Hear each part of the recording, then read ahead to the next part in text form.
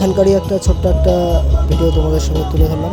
তোমরা ভিডিওটি দেখো, আর ভিডিওটি ভালো লেগে থাকলে অবশ্যই ভিডিওটিতে একটি লাইক কমেন্ট ও ভিডিওটি শেয়ার করে দেবো। তো চলো, টাটা।